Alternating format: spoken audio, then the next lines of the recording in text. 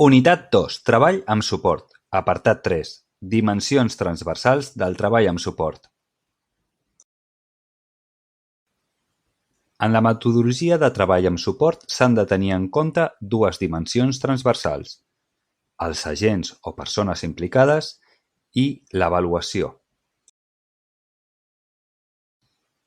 Entre els agents implicats destaquem les persones participants, el context familiar i relacional de la persona, les empreses i els suports naturals en el lloc de treball, l'equip de professionals de l'organització, així com el treball en xarxa. Les persones participants són el centre de tot el procés d'inserció. Així, es posarà especial èmfasi en acompanyar la persona en la presa de decisions durant tot el procés. Cal treballar amb la família sempre que la persona doni el seu consentiment.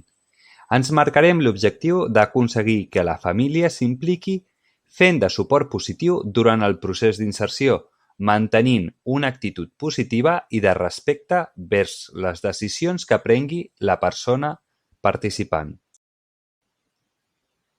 L'empresa col·laboradora ha d'assumir un seguit de compromisos els quals es consideren factors claus i necessaris per garantir una relació de qualitat amb l'entitat de treball amb suport.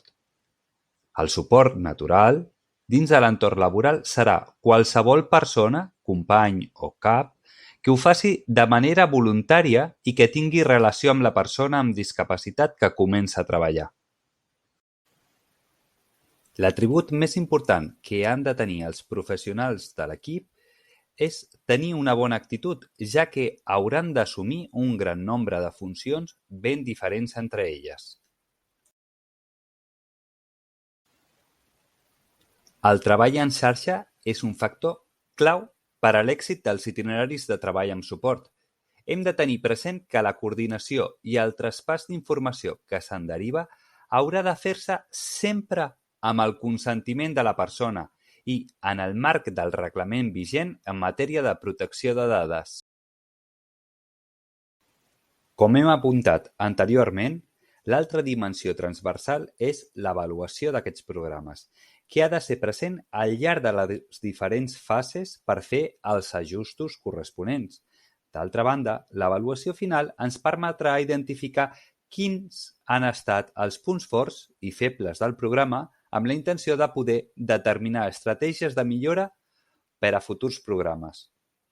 A l'avaluació dels programes de treball amb suport haurem de tenir en compte tres dimensions: l'avaluació del procés i els resultats d'inserció, l'avaluació de la persona demandant, així com l'avaluació de l'empresa contractant.